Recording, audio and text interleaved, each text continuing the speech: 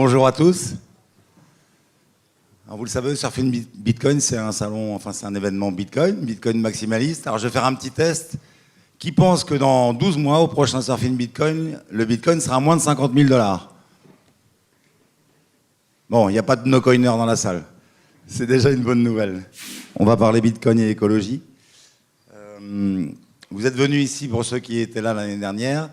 C'est the place to be. Vous avez eu raison d'être là plutôt que d'aller à Miami, parce qu'on apprend les choses ici et on les confirme à Miami 8 ou 9 mois plus tard. L'année dernière, je vous avais parlé de notre ferme africaine, la ferme des Virunga. On va diffuser une petite vidéo là qui va vous montrer que c'est un sujet qui a été évoqué donc bien après à Miami. Quand vous voulez.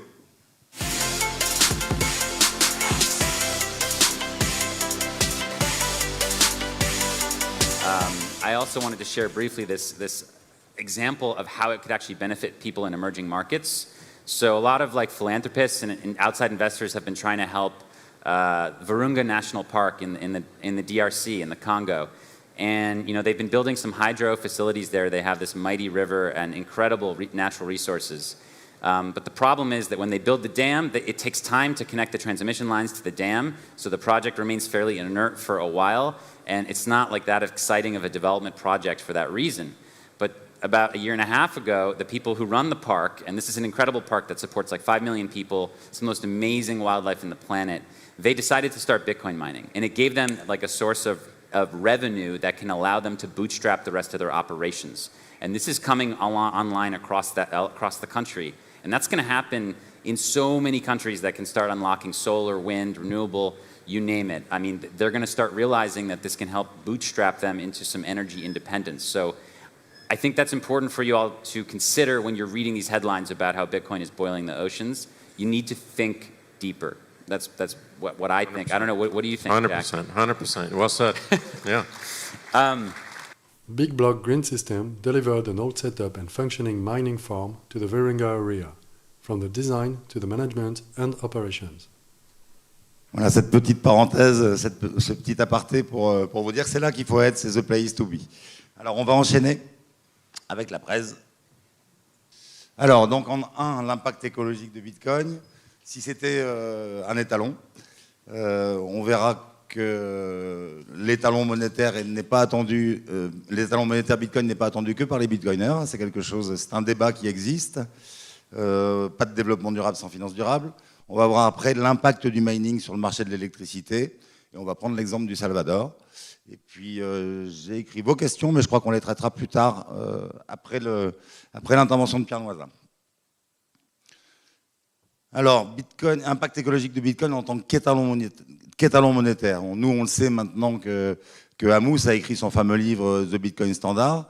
On peut imaginer qu'on est en train de proposer un système monétaire alternatif et qu'on va finir par remplacer le système actuel, qui est un système qui nous amène dans le mur écologique qu'on peut constater quand on lit les rapports du GIEC, par exemple. Et donc, la refonte de ce système monétaire international, est-ce que c'est un sujet qui va au-delà du petit cercle des bitcoiners, ou est-ce que c'est quelque chose qui est réfléchi par les politiques, par les banquiers centraux, par exemple? Et donc, j'ai un petit exemple qui montre que non, on n'est pas les seuls à y réfléchir. Cette photo que vous voyez là, c'est l'Institut de France. Et donc, ici tenait une réunion qui avait pour but d'attirer l'attention de la communauté internationale sur la nécessité de refonder le système monétaire international. Donc l'idée, là, c'était d'inscrire dans les objectifs de développement durable de l'ONU ce projet de refonder le système monétaire.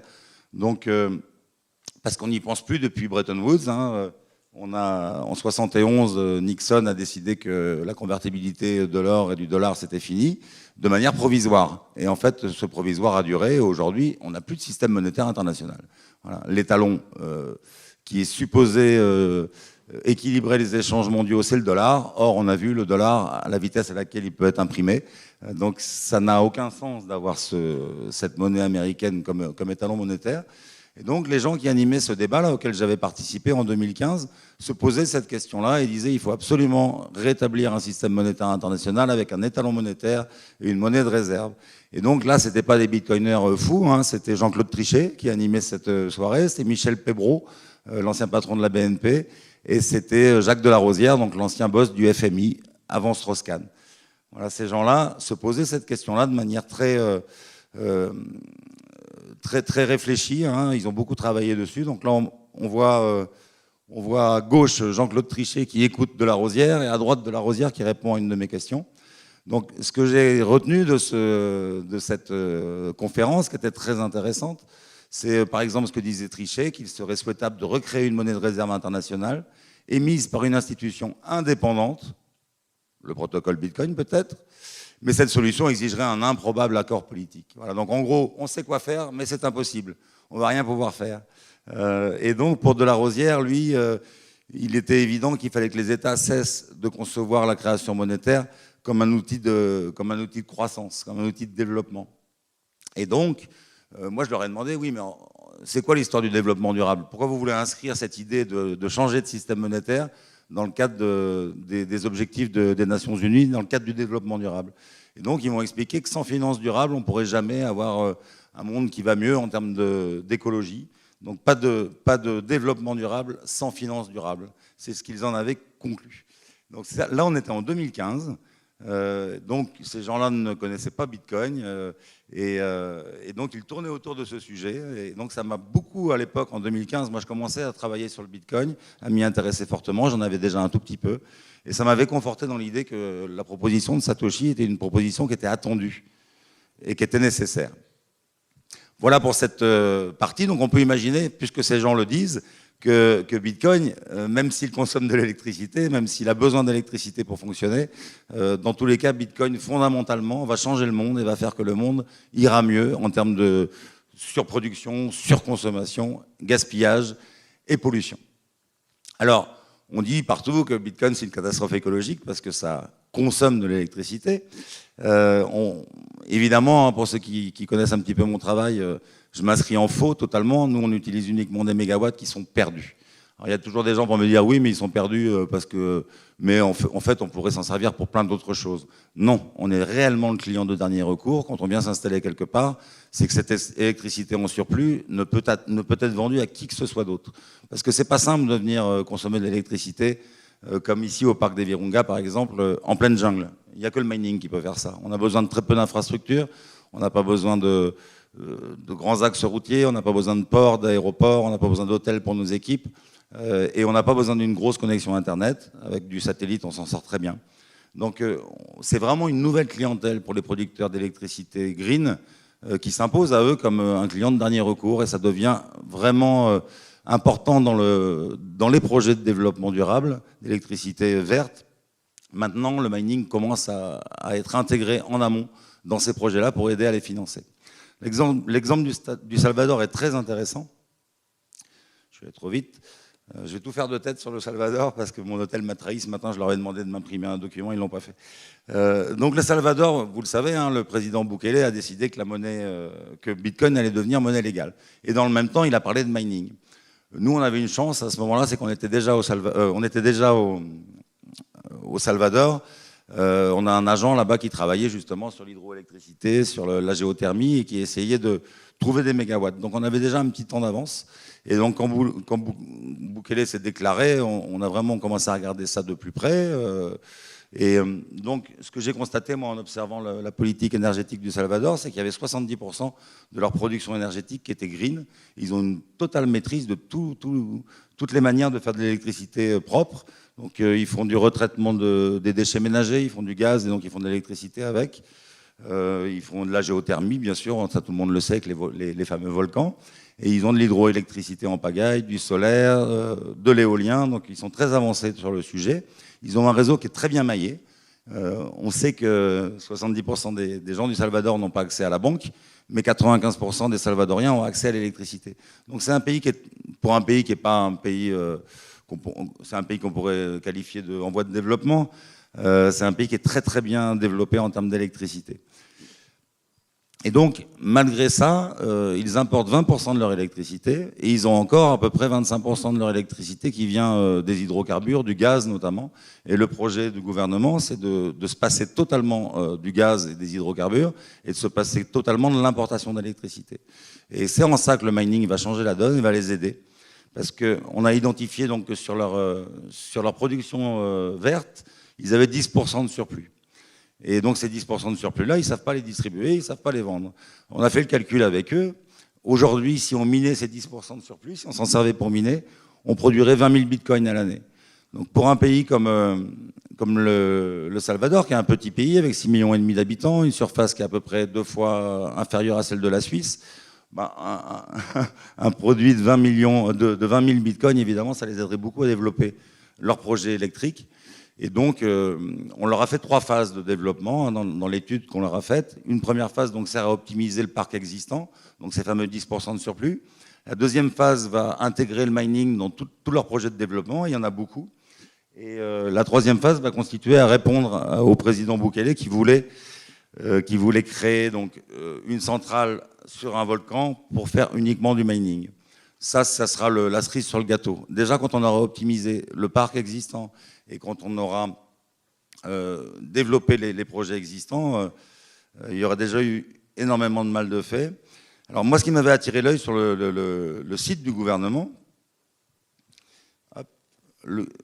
voilà, ils annonçaient ça, hein, ils annonçaient qu'ils avaient besoin de partenariats extérieurs et d'investisseurs. Le gouvernement du Salvador cherche activement à attirer des investisseurs pour développer la capacité d'énergie renouvelable du pays, ce qui se traduit par des opportunités pour les entreprises qui peuvent répondre à des besoins allant de la technologie à l'approvisionnement, en passant par les services de conseil.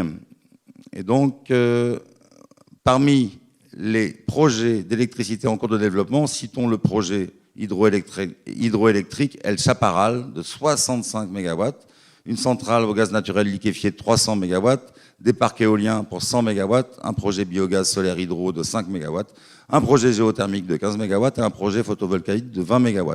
Donc, tous ces projets sont sur la table et aujourd'hui ne sont pas totalement financés. La boucle n'est pas bouclée. Donc quand on leur amène le mining pour aider au développement de ces centrales-là, évidemment, ça va accélérer les choses. Et donc, ce qui était intéressant, c'était qu'il était noté, il y a une demande du gouvernement salvadorien pour cellules et panneaux solaires, générateurs, petits systèmes hydroélectriques, services de conseil, stockage de l'énergie. Donc moi, quand j'ai vu stockage de l'énergie, j'ai dit c'est bon, ils ont besoin de mining. Parce que le stockage de l'énergie, c'est un peu une légende. Hein. Aujourd'hui, on ne sait pas faire. Au niveau d'une centrale hydroélectrique qui ferait 20 MW, on ne sait pas stocker l'électricité. Si on vous dit le contraire, c'est pas vrai, ça n'existe pas. Alors, on peut travailler sur des projets hydrogène, hein, mais ça coûte une fortune. Et là, c'est pas le sujet. Hein. L'idée, c'est de leur amener de l'argent, pas de leur en faire dépenser. Donc voilà, 20 000 bitcoins, là, aujourd'hui, c'est ce que pourrait produire le Salvador. Et j'espère que c'est ce qu'ils seront en capacité de produire d'ici 5-6 mois, quand on aura fini tout le projet d'étude avec eux et qu'on aura commencé à importer les conteneurs et les machines. Voilà pour ce qui est du Salvador, voilà comment le Bitcoin va aider au développement de l'énergie verte dans ce pays, va faire en sorte qu'ils arrêtent complètement l'utilisation du charbon et va faire en sorte qu'ils arrêtent d'importer de l'électricité à hauteur de 20% ou 25% de leurs besoins. Moi, je suis hyper en avance, ça c'est assez génial, parce que finalement, oui, on va pouvoir traiter des questions pendant un quart d'heure. Si ça vous dit. J'en vois qu'ils se sont couchés tard hier soir, hein. Merci d'être là. C'est cool. C'était une grosse soirée.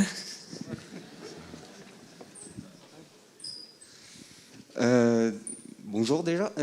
Bonjour. Je voulais juste vérifier quelque chose avec vous. Vous dites que c'est pas possible de stocker de l'électricité. Et je suis pas d'accord sur ce point avec vous.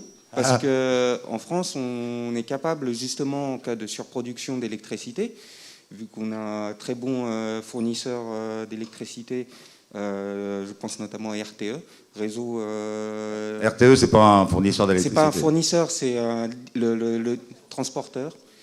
Et puis on a EDF aussi, qui sert de fournisseur. Mais du coup, on crée des steps. Donc le but, ça va être justement, avec l'énergie qu'on produit en trop, de faire monter des colonnes d'eau et quand on a besoin d'électricité, pouvoir la recréer. Et donc du coup, ça reste un stockage physique d'électricité. Absolument.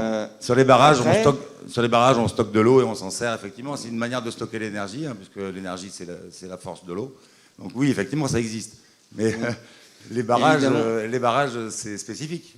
On ne peut pas faire ça avec un parc solaire, un parc éolien. Ou avec de la géothermie. On ne stocke pas d'électricité là. Hein. On a trouvé une ruse pour stocker de l'eau pour pouvoir produire de l'électricité tout le temps. Mais oui, effectivement, c'est pas stocker de l'électricité à l'état brut. Ce que je voulais dire, c'est que je trouve ça un peu bizarre que de l'énergie va pas être, enfin, que l'énergie utilisée pour miner soit de l'énergie qui va être perdue, parce qu'il y a différentes façons de pouvoir justement stocker cette énergie en trop pour pouvoir la réutiliser après. Non, non, c'est pas vrai. Ça n'existe pas. Ça existe dans les rêves, dans les bouquins, mais dans la réalité des faits, sur le terrain, ça n'existe pas. Je suis désolé de vous le dire. Typiquement, les steppes, c'est typiquement un système qui permet de stocker temporairement de l'électricité à un moment de surplus. Ensuite, on ne va pas produire indéfiniment trop d'électricité et on va diminuer justement la consommation. En fait, c'est comme un barrage. Simplement, un barrage, on va faire amener de l'eau et qui va être stocké, admettons, par un fleuve. Là, le but, c'est d'avoir juste une réserve d'eau qui va se situer en situation basse. Et quand on va produire trop d'électricité sur le moment, qu'on n'a pas besoin, par exemple... J'ai bien compris, on vient d'en parler de ça. Comment vous faites avec le solaire et l'éolien? Ou avec la géothermie? Typiquement, c'est de ça que je parle. Typiquement, l'électricité qui va être produite par le solaire, on va faire tourner une pompe qui va faire remonter cette colonne d'eau. Et au moment où on n'a plus de solaire et qu'on a besoin justement de cette électricité qu'on a fait remonter avant parce qu'on n'avait pas besoin de cette énergie solaire à ce moment-là, on peut réutiliser justement en redescendant l'eau par des conduites forcées, actionner une turbine et ravoir l'électricité à ce moment-là. C'est dingue, ça existe mais personne ne s'en sert. Alors justement, en France, il y a énormément de on mine pas de bitcoin en France. Le sujet n'existe pas en France. On a un réseau extrêmement bien maillé en Europe et tout ça. Mais on n'a pas de surplus électrique ou très peu en France. Justement, on a beaucoup de surplus électrique qui est revendu. Pas des conneries. Dès lors que c'est revendu, c'est plus du surplus. On va arrêter là, ça sert à rien. Vous voulez que ça soit stockable l'électricité? Si vous voulez. On ne peut pas stocker l'électricité au niveau de gros volumes. J'aimerais juste terminer avec ma question. C'est qu'une fois que le Salvador aura profité évidemment du Bitcoin et développé son réseau électrique, etc., il va sûrement se trouver dans un état un peu comme la France où ils auront des centrales, des steppes, etc., où il n'y aura plus réellement de surplus d'électricité. Et dans ces cas-là, comment voulez-vous produire de l'électricité pour miner, tout en restant vraiment éco-friendly, etc. Il y aura toujours des surplus d'électricité sur l'électricité green, c'est comme ça. Elle est expliquée aujourd'hui aux producteurs d'hydroélectricité russes qui ont 4/5 de leur production qui n'est pas vendue, qui pourraient stocker cette électricité et la vendre ailleurs. Non, ils ne sont pas stupides, hein, c'est des ingénieurs de très haut niveau. Ça n'existe pas, il n'y a rien d'efficace sur le marché aujourd'hui. On nous parle de ça, de l'hydrogène, de tout ce qu'on veut. Aujourd'hui, ou c'est trop cher à mettre en œuvre, ou c'est pas possible en termes de localisation de la centrale. Toujours est-il que les besoins sont là, sont considérables. Aujourd'hui, rien que sur les surplus de l'hydroélectricité, on pourrait alimenter peut-être 30 réseaux Bitcoin. Rien que sur les surplus de l'hydroélectricité mondiale. Donc, on a beaucoup de temps avant de consommer tous ces surplus. Et non, vraiment, aujourd'hui, il n'y a pas que moi qui le dis, il y a vraiment des gros décisionnaires de l'énergie. Il y a le patron de Aker en Norvège, qui est la plus grosse société norvégienne d'énergie globale, ils font du pétrole, ils font tout, qui explique que le mining de Bitcoin est une batterie économique pour les énergies vertes et que c'est le chaînon manquant au développement du développement durable dans l'électricité. Donc voilà, il y a des gens qui sont beaucoup plus spécialisés que moi, qui ont quand même un petit peu de connaissances. Hein. La société Aker est dirigée par cet homme-là. Ça fait 3 générations que cette famille-là dirige le groupe. C'est des spécialistes de l'énergie.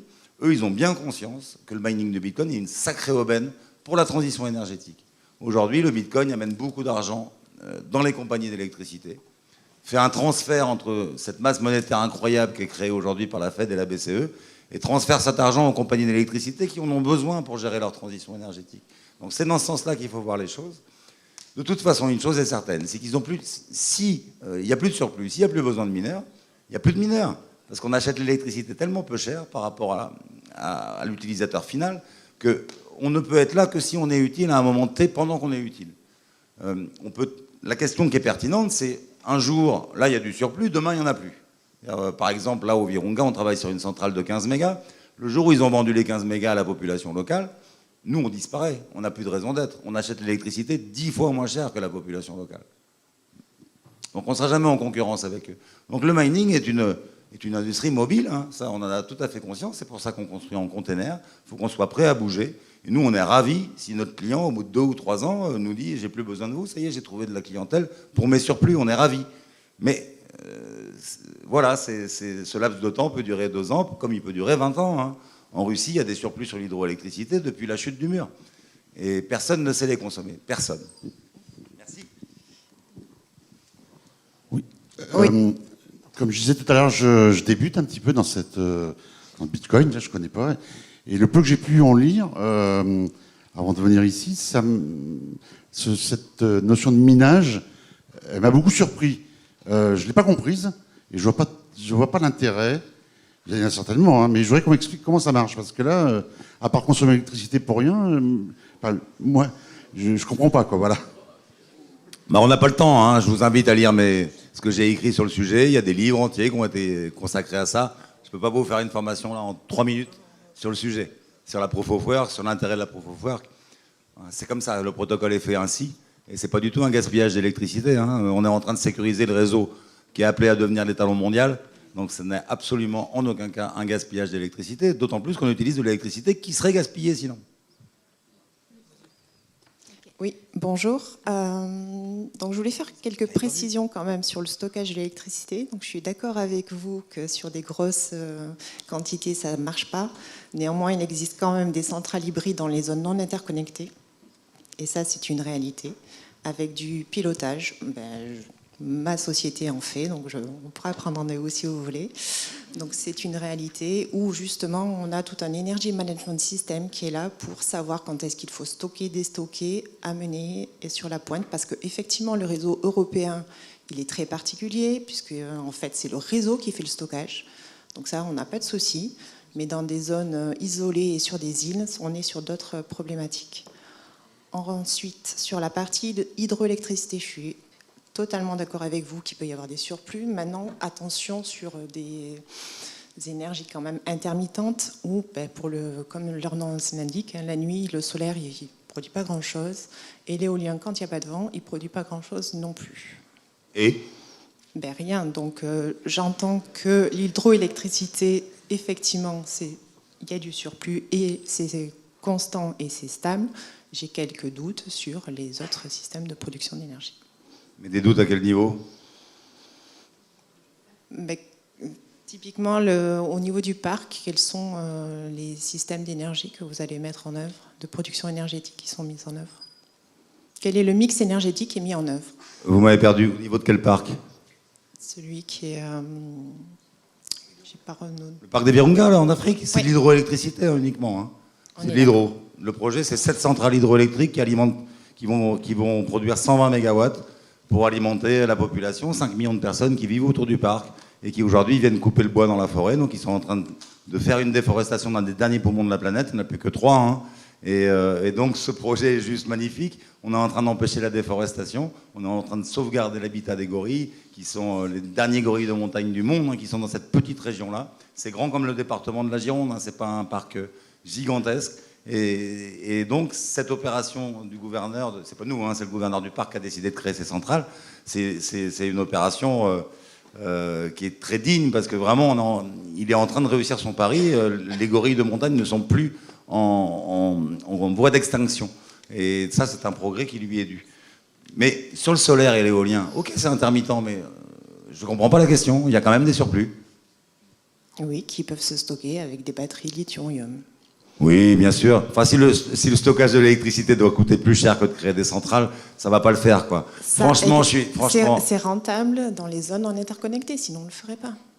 Mais on le fait pas pour des gros niveaux. On va pas stocker de l'électricité dans des batteries pour un parc solaire qui fait 100 mégawatts. C'est pas possible, ça n'existe pas. Voilà, c'est juste la réalité des choses. Je le vois hein, sur la centrale hydroélectrique où on est au Virunga, il y a des batteries. On a de quoi tenir à peu près 1 minute. Et il y en a un paquet des batteries, hein, toute une salle.